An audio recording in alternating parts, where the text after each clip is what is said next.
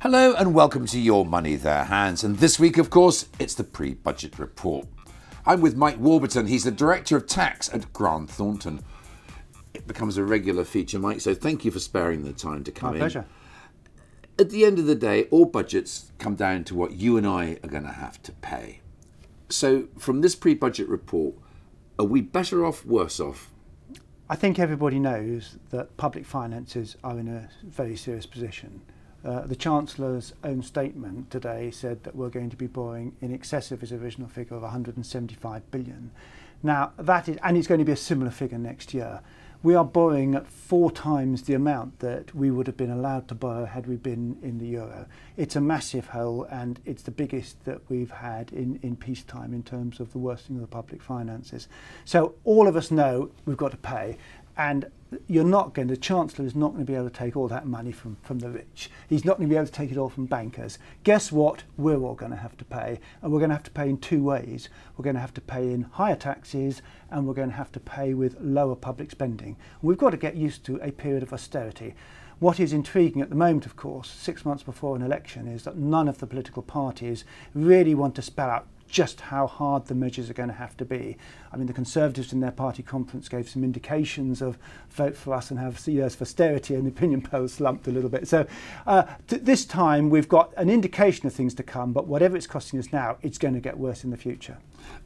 It's several specific measures you mentioned there. Let's talk about national insurance for a start. That's everybody, isn't it? That's going to be employers, employees and the self-employed. Yes. That's a big blow. National insurance is really the big number. We already knew that there was going to be a planned increase of 0.5% in national insurance for all those categories of people. Now the Chancellor says it's going to be 1%. And let's not fool ourselves. National insurance is just income tax by another name. As far as you and I are concerned, it's tax at a percentage on our income. And that is extra income tax being taken off us. And I think it was we're bound to have that impact. And we're going to have worse to come, because these measures themselves aren't going to be anything like enough to cure the back hole.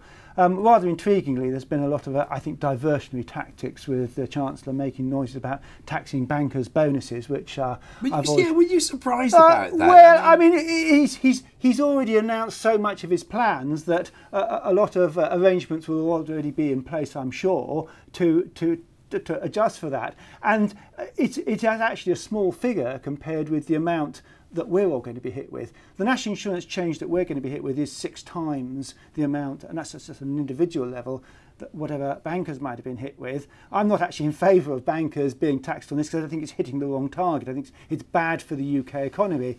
But the Chancellor's used this as a diversionary tactic, and actually at the end of the day we're all having to pay. National insurance, we're going to have to be paying in terms of the inheritance tax threshold, which that was isn't an interesting going one though. But what about the allowances? Can't you couples put them together now? Yes, you can, and the Chancellor was effectively forced into that measure 2 years ago when George Osborne announced that under a Tory government the threshold would go to 1 million, very popular at the time.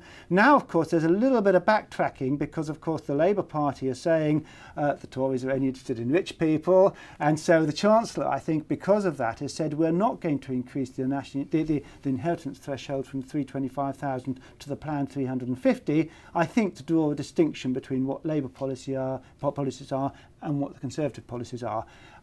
In practical terms, of course, we hopefully don't all die and have to pay inheritance tax. About 35,000 estates a year in practice get caught something of that number.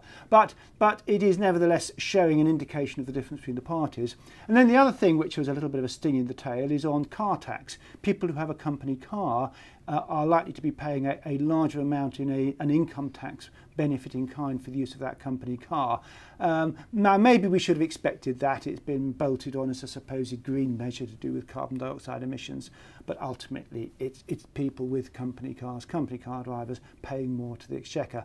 But none of these measures go anywhere near tackling the size of the black hole that we've got in front of us. So what we can absolutely be sure of is that after the next election, whichever party wins, we're going to have bigger increases in taxes and big reductions in public expenditure. So we've got tough times ahead. And if we don't take those steps, I think the IMF will do it for us. So we'll be here spreading more doom and gloom. I'm sorry to sound gloomy, Robert, but that is just the hard lessons. You can't get away from the maths. The maths are that the public finances are in a desperate state at the moment, and we've already had a warning that we might actually have our debt degraded from AAA rating. If that happened, I mean, that would be a serious issue. Mike, thank you very much, as always. Mike Warburton there, he's the Director of Tax at Grant Thornton. And that's it for this week. But don't forget, you can keep up to date with all the latest news, views and analysis, particularly on the pre-budget report and the Saturday and Sunday papers. Thank you for watching, and please do join us again next time.